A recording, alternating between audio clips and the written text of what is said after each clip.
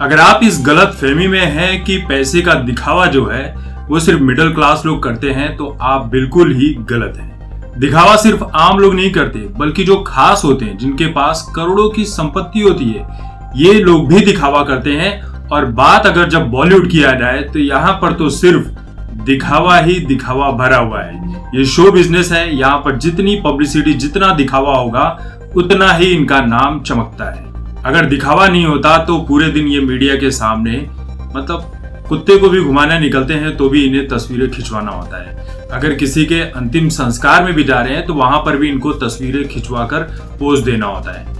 सोनम कपूर 36 साल की हो गई हैं, शादी हो चुकी है और शादी होकर ज्यादातर समय जो उनका है वो लंदन में निकल रहा है। फिलहाल इनके पास कोई फिल्म नहीं है, एकदम बेरोजगार तो नहीं बोल सकते, पैसे वाली हैं, लेकिन फिल्मों के मामले में बेरोजगार जरूर बोल सकते हैं कि इनके पास फिल्में नहीं है। वैसे भी फिल्में होती है तो उसमें कौन सी बेहतरीन एक्टिंग कर देती हैं, ऐसी कौन सी ऑस्कर विनिंग एक्टिंग कर देती हैं जिनके लिए इन्हें याद किया जाए। पहले ट्वीट करके थोड़े बहुत पैसे कमाया करती थी, देश विरोधी बातों में सरकार को कोसने का काम किया करती थी। अब पति के पैसे पर ऐश ही ऐश चल रही। इसी बीच इंस्टाग्राम पर अपनी कुछ तस्वीर अपलोड की जिसमें सोनम कपूर जो है वो सोफे के ऊपर खड़ी नजर आ रही है। इस सोफे की कीमत 18 लाख रुपए बताई जा रही है। अब अपने इसी तस्वीर के चलते सोनम कपूर सोशल मीडिया पर ट्रोल हो रही है। वैसे लोग क्या बोल रहे हैं ये बातें थोड़ी देर में बताता हूँ, लेकिन 18 लाख का सोफा तो सोफा वैसे ही दिख रहा है, कुछ खास तो होगा नहीं उसमें कि बटन दबाया और सोफा आके आपका मसाज करने लगे, आपके हाथों पैरों को दबाने लगे।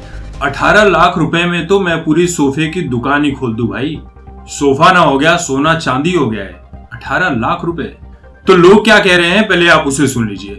किसी ने लिखा कि इतना दिखावा तो मैं तब भी नहीं करता जब अपने बच्चे के लिए 1 रुपए की लॉलीपॉप लेकर जाता हूँ। किसी ने लिखा कि सोफे पर तो ऐसे खड़ी है जैसे छोटे बच्चों को नहलाने के बाद बेड के ऊपर खड़ा कर दिया जाता है सूखने के लिए। किसी ने लिखा कि 18 लाख का सोफा खरीदने के लिए पैसा है, लेकिन घर पर नौकरानी रखने के लिए पैसा नहीं है। पिछली बार ये कह रही थी कि इंडिया में जब मैं आती हूँ तो मुझे कोई काम नहीं करने देता, लंदन के घर पर मैं सारा काम खुद से ही करती हूँ। इंडिया में भी तो एक नौकरानी पड़ी हुई है तुम्हारी, बहुत ही करीबी है, स्वरा भास्कर, उसे लेकर जाओ लंदन में, थोड़ा बहुत काम वगैरह पे लगाओ, झाड़ू पोछा बर्तन कटका करे, यहाँ बैठकर ट्विटर पर कब तक 200-300 रुपए कमाते रहेगी। देखिए सोनम कपूर को लग रहा होगा कि वो लंदन चली गई है तो उसकी ट्रोलिंग नहीं होगी, ऐसा बिल्कुल भी नहीं है।